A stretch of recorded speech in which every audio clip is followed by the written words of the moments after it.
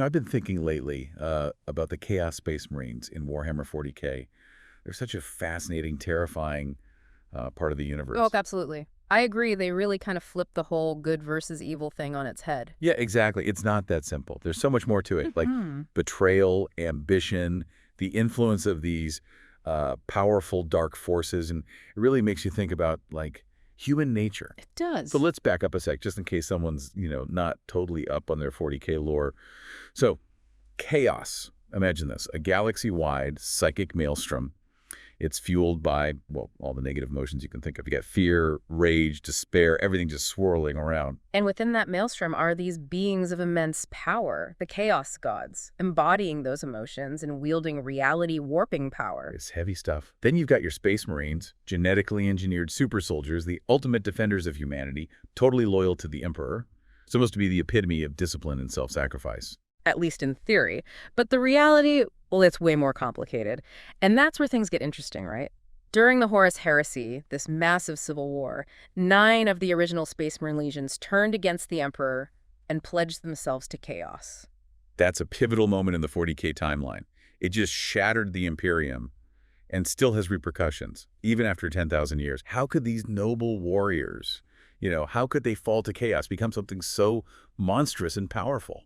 And that's what we're diving into today, the Chaos Space Marines. They're not just your run-of-the-mill villains. They have their own complex motivations, intricate backstories, plus each legion, they've got their own distinct style, their own character. So let's start at the beginning. We're talking 9 legions, each led by a Primarch, beings of almost godlike power. How did it all go so wrong? It all began with the Horus Heresy. Horus, the War Master, the Emperor's most trusted son and leader of the Space Marines, he was corrupted by chaos. Talk about an inside job. The Emperor's right-hand man turns against him and takes half the Space Marines with him. It was devastating. The legions that followed Horus into damnation, the Emperor's children, Iron Warriors, Night Lords, the World Eaters, Death Guard, Thousand Sons, the Sons of Horus. They later became the Black Legion, then the Word Bearers, and finally, the Alpha Legion. That kind of firepower turning against the Imperium, it's no wonder the galaxy was plunged into, well, chaos. It nearly destroyed the Imperium. And even though the heresy was eventually put down, the Chaos Space Marines, they're still a huge threat, even after all these millennia.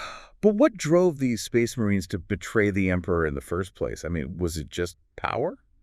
Or was there more to it? It differed from legion to legion, even from marine to marine. Some were tempted by power, sure, while others, they were driven by ambition, maybe disillusionment with the Imperium, or even a desire for, let's say, forbidden knowledge. So chaos, it kind of preys on your weaknesses, whatever they may be, offering a twisted way to fulfill them. Right. It's a choice, a deliberate choice to embrace chaos, a complete break with their old loyalties, committing to damnation. Could you give an example of one of these motivations, one that stands out? Sure.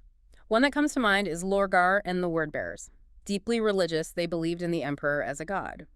But the Emperor, he rejected religion altogether, advocated for a purely secular ideology. This disillusioned Lorgar, so he and the Wordbearers turned to chaos, seeing it as the source of true worship and power. It's fascinating and kind of tragic, too, how a desire for faith could lead down such a dark path. Exactly. Shows you how seductive chaos can be. It can twist the most noble intentions, offering fulfillment in the most perverse ways imaginable. So once a Space Marine embraces chaos, how does it actually transform them? What happens? It corrupts them physically and mentally. They undergo these horrifying mutations, ranging from like grotesque physical changes to developing unnatural and, well, pretty disturbing powers. Their bodies and minds warped by the very forces they embrace, becoming, I guess, reflections of the chaos within them. Precisely. And it's a gamble. There's always the risk of becoming a chaos spawn, a mindless, mutated, abomination. Really highlights the unpredictable, dangerous nature of chaos. But not every legion succumbed to mutation the same way, right? Yeah, Didn't the Thousand Sons try to resist it? they did. Their Primarch, Magnus the Red, was a powerful psyker. He tried to shield his legion from mutation through a ritual called the Rubric of Ahriman. So like a magical shield against the corrupting influence of chaos. Yeah, you could say that. Sadly, it backfired horribly. The rubric trapped most of the Thousand Sons, turning them into soulless rubric marines, their souls imprisoned within their armor. That's so ironic, trying to escape one form of damnation only to fall into another. It speaks volumes about chaos. Even well-intentioned attempts to control it can have disastrous consequences. We've talked about the origins of the Chaos Space Marines and why they betrayed the Emperor, but let's get into the different traitor legions themselves. Each one seems to have its own, well, personality, its own style. Oh, absolutely. Their combat styles, favored chaos gods, even their notable champions, they're all vastly different from one another. So Chaos has kind of splintered them, each legion becoming a warped version of its original self. Right. For example, the Emperor's children, once known for grace and skill, became obsessed with perfection and excess, eventually devoting themselves to Slanesh, the chaos god of pleasure and pain. So their pursuit of perfection twisted into a pursuit of, well, the most extreme sensations imaginable. Exactly. They crave stimulation, indulging in both exquisite artistry and horrific acts of violence. Then you got the World Eaters, consumed by rage and bloodlust. Pledged to Khorne, the chaos god of war and violence, their implants, the butcher's nails, heighten their aggression and bloodthirst, driving them into a perpetual frenzy. So their idea of war is basically chaotic berserker rage. No strategy, no tactics. Pretty much. They live for the kill, the thrill of close combat and spilling blood. And what about the Iron Warriors? They seem less emotional, more pragmatic, I guess. The Iron Warriors. They're masters of siege warfare, known for their stoicism and their bitterness towards the Imperium. They're not devoted to a single chaos god, but their pragmatism, their bitterness, makes them incredibly formidable. So like the Engineers of Chaos, methodically dismantling their enemies with overwhelming firepower. They excel at long-range engagements and attrition warfare. Their fortifications are legendary, and they're incredibly patient. So each of these legions, they've got their own distinct character. It's fascinating how chaos manifests differently in each one. That's what makes them so compelling. They're not just like generic bad guys. They're complex factions with their own motivations and goals. And it's not just the original Traitor legions, is it? They're renegade chapters that have fallen to chaos since the Heresy. That's right. Chapters founded after the Heresy that have, well, succumbed to the same temptations of chaos as their predecessors. So it's this ongoing threat, this allure of chaos that can corrupt even the most devout Space Marines. Highlights the fragility of loyalty and the danger always lurking within the warp. Can you give an example of a particularly notorious renegade chapter? The Red Corsairs come to mind. They were once the Astral Claws, a proud chapter, but their ambition and resentment towards the Imperium, well, it led them down a path of treachery. Their fall from grace shows that even the newest chapters, they're not immune to the corruption of chaos. It's a chilling thought, a testament to the power of the dark gods. It really shows that the forces of chaos are constantly growing, evolving, adapting. Speaking of powerful figures in the Chaos Space Marines, we have to talk about the champions of chaos. These are the individuals who've risen, to prominence within the ranks of chaos. They possess extraordinary power and influence. They're the warlords, the sorcerers, the demagogues who embody the will of the chaos gods.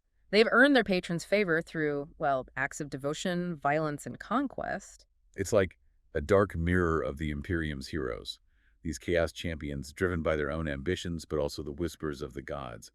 It must be a difficult path. It is. It's fraught with risk and reward. There's the potential for ascension to daemonhood, achieving immortality and unimaginable power. That's got to be tempting. The ultimate power fantasy. But I imagine there's a steep price. Absolutely. The risk of succumbing to further mutation or being discarded by those fickle chaos gods is ever present. It's a dangerous game. Do you have any examples of, notorious chaos champions, figures who've really left their mark? One of the most infamous is Abaddon the Despoiler. He was once Ezekiel Abaddon, the first captain of the Sons of Horus, and after the Heresy, he became the War Master of Chaos, leading the Black Legion in a relentless war against the Imperium. Abaddon is like the ultimate boogeyman for the Imperium, constantly threatening another Black Crusade, a massive chaos invasion to destroy the Emperor and claim Terra. He's a figure of shrouded in darkness and dread. He symbolizes the threat of chaos, a reminder that the forces of darkness are always there, waiting to strike. A constant shadow over the Imperium. It's a grim picture, this endless conflict between chaos and the Imperium, a war that's been raging for over 10,000 years. It's hard to even grasp the scale. The Long War, they call it. A brutal, unforgiving fight for the fate of the galaxy itself. A war fought on countless worlds, across vast distances, even in the fabric of reality. The Imperium is constantly on the defensive, pushing back incursions, summoning reinforcements, just trying to maintain order in a galaxy teetering on the brink of anarchy. It's a testament to their resilience that they've held on for so long against such odds. They have incredible tenacity, but the Chaos Space Marines, they're a constant thorn in their side. A reminder of the betrayal that almost shattered the Imperium and the danger always lurking in the warp. They represent the worst aspects of humanity, the corruption that can twist even the noblest ideals into something monstrous and destructive. So we've covered a lot. The origins of chaos, the motivations of the Chaos Space Marines, the different traitor legions, their champions, and this ongoing long war. It's complex and honestly hard to wrap my head around the sheer scale of it all. It's a testament to the depth of the Warhammer 40K universe, exploring these themes with so much detail and nuance. It's more than a game. It's this rich tapestry of lore and storytelling that really gets you thinking about power, loyalty, and the very essence of humanity. What I find so fascinating about the Chaos Space Marines is that they're not like one-dimensional villains. They're complex with their own motivations and justifications. It's an important point. Remember, they were once loyal Space Marines fighting for what they believed in. But something twisted them, corrupted them, turned them against everything they held dear. Makes you wonder what would drive someone to make that choice, to betray everything they've ever known and embrace the darkness. What could push someone to that point? That's the question that keeps me coming back. Is it power? A desire for revenge, or maybe a genuine belief that chaos is the better path? Or is it something deeper, a fundamental flaw in the human psyche, something that chaos can exploit? And that's what makes them so terrifying. The idea that even the most noble warriors can be corrupted. That good and evil, that line isn't always so clear. It's a chilling thought. It's a cautionary tale. Even in the grim darkness of Warhammer 40K, there's still hope. That even in the face of overwhelming darkness, there are those who fight for the light. It's a testament to the human spirit, that even in the darkest times, there are those who refuse to give up, who fight for what they believe in. It's a message that goes beyond the fiction of Warhammer 40K, I think. It's a reminder that we all have the potential for both, for greatness and darkness. And the choices we make, the paths we choose, shape not only our own destinies, but the fate of the world around us. It's a powerful message, one worth thinking about as we navigate the complexities of our own world. So where do we go from here? After delving into, all this darkness, what's the next step in understanding the Chaos Space Marines? Oh, there's so much more to uncover, to explore. We've barely scratched the surface of their lore, their history, their factions. So much to discover. The campaigns, the battles, the individual stories of betrayal, and heroism. It's a journey worth taking for anyone fascinated by the Warhammer 40K universe, anyone who wants to truly understand the forces at play. So what's one thing we could explore next to, further our understanding? I think it'd be fascinating to look into the individual traitor legions in more detail. Each one has such a rich history, a unique character that sets it apart. The Emperor's Children with their pursuit of perfection, the World Eaters and their bloodthirsty rage, the Iron Warriors and their stoic bitterness. Each one offers a glimpse into the dark side of the Space Marines. You could also dive into the stories of specific Chaos champions like Abaddon the Despoiler or Karn the Betrayer. Their exploits are legendary, their impact on the galaxy undeniable. And of course, there's the Horus Heresy itself, the event that, led to the creation of the Chaos Space Marines. It's this massive epic that explores the roots of the conflict, the motivations of the key players, and the devastating consequences that continue to shape the 40K universe. So if you want to understand the Chaos Space Marines, you have to understand the Heresy. It unlocks their history, their motivations, their legacy. A story of betrayal, ambition, and the corrupting influence of power. A story that reminds us that even the greatest heroes can fall. And that the fight against darkness, it's never truly over. It reminds us that chaos is always lurking, waiting to exploit our weaknesses. I have this question. Is there any hope for redemption for these fallen warriors? It's a question that's been debated for millennia by scholars and theologians within the Imperium. Some believe redemption is impossible, that once a soul pledges itself to chaos, it's lost forever. But others believe that even the most corrupted heart can find its way back to the light, that the Emperor's grace extends to all his children. Makes you wonder, is there a way back from such darkness? It's complex. There are no easy answers. The Warhammer 40K universe, it's a grimdark setting. Hope is precious. Yeah, it makes you think. Even in this fictional world, the lines between good and evil, well, they're blurry. There's a depth to these Chaos Space Marines that makes them so much more than just villains, you know?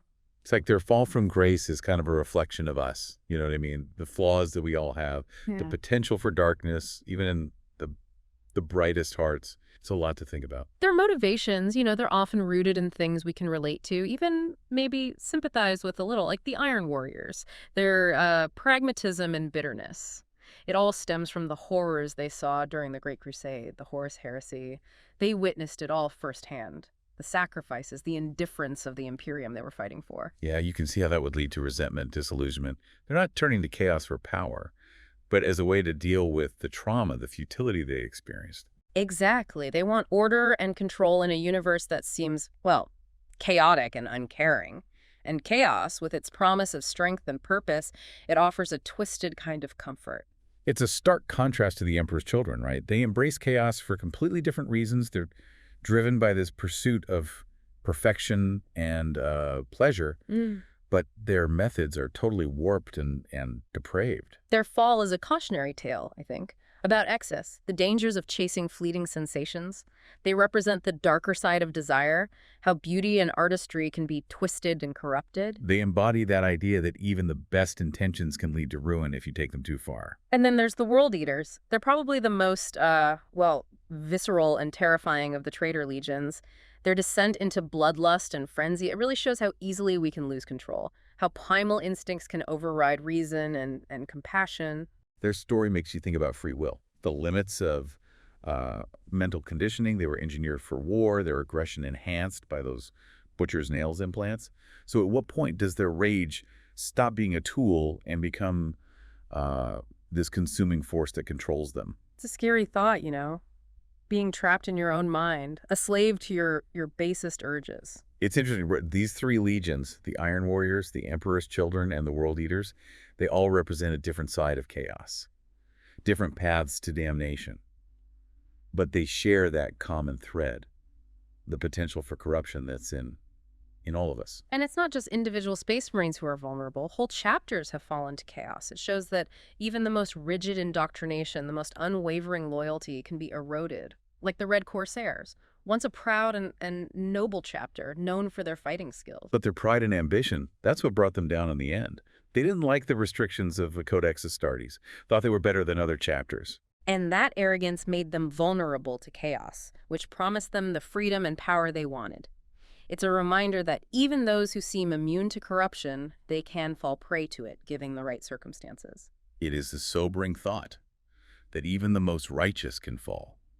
It also shows how powerful chaos is, its ability to take advantage of our weaknesses, the weaknesses we all share. Chaos is this force of entropy and change, always trying to unravel the order of the universe. And its influence, well, it's not just on the battlefield. It's in the minds and hearts of individuals. It can be doubt, ambition, resentment, even the thirst for knowledge or a desire for meaning. It's always there, lurking, waiting to take advantage. And that's what makes the Chaos Space Marines so interesting, don't you think? They represent not just some external enemy, but the potential for darkness that we all carry inside.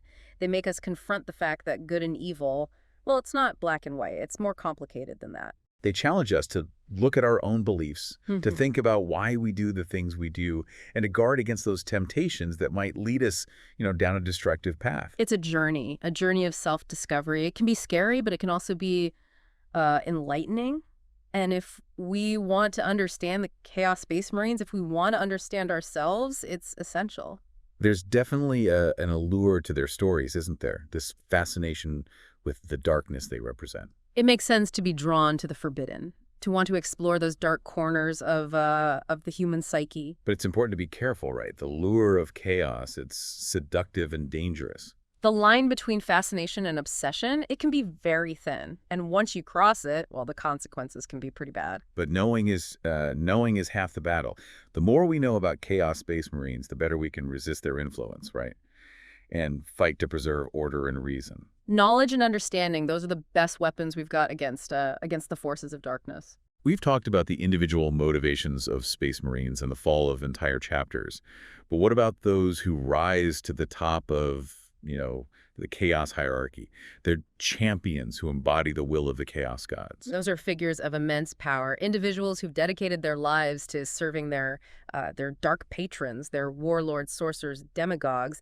They command vast armies and wield unimaginable power. They're like the dark reflections of the Imperium's heroes, right? Mm. Driven by ambition, vengeance, the whispers of the chaos gods. Well, one of them, Abaddon the Despoiler, the War Master of Chaos. He was once Ezekiel Abaddon, the first captain of the Sons of Horus, a loyal and formidable warrior. But after Horus was defeated, Abaddon was consumed by this burning desire for revenge. He believed that Horus's vision, a galaxy ruled by chaos, was the only true path. He gathered the remnants of the Sons of Horus, forged them into the Black Legion, and launched these devastating invasions, the Black Crusades. Those relentless attacks on the Imperium, they've destroyed so many worlds and brought the forces of chaos right to the doorstep of Terra. Abaddon, he's a brilliant strategist, cunning, a terrifying warrior. He represents that relentless drive of chaos, the hunger for conquest, for destruction. He's that enduring threat that chaos poses to the Imperium, a reminder that even after 10,000 years, the wounds of the Heresy haven't healed. His presence hangs over the galaxy, casting a shadow of fear and uncertainty. The Black Crusades are a testament to the power of chaos, its ability to rally armies and unleash destruction on a massive scale. But they also show us how resilient the Imperium is. Their unwavering commitment to defend humanity no matter the threat, no matter how overwhelming. This conflict between chaos and the Imperium, it's this eternal struggle, a battle for the very soul of the galaxy. A war that's been raging for, millennia. And it doesn't look like it's ending anytime soon. But even amidst the darkness, there are those who fight for the light, right? Who stand against chaos and defend humanity. Their heroism, their sacrifices, they remind us that hope endures, even in the darkest of times. The stories of the Chaos Space Marines, they're a window into the darkest parts of the Warhammer 40K universe. They make us face our fears. They make us question what we believe. But they also offer, glimmers of hope, of the strength of humanity, the unwavering will to fight for something better. Their stories remind us that even when things seem hopeless, even in the face of overwhelming evil, there's still a spark of humanity, a spark of defiance, a whisper of hope that can light a fire and burn away the shadows. And that brings us to this fascinating question: redemption. Is it possible? Can these fallen warriors find their way back to the light? It's a question that's haunted the Imperium for, thousands of years. Some believe redemption is impossible, that once you embrace chaos, your soul is stained forever. Others hold on to the belief that even the most corrupted heart can be redeemed, that the Emperor's grace extends to everyone, no matter how far they've strayed. Yeah, it really is a question with no easy answers, especially in the grim darkness of the 40K universe.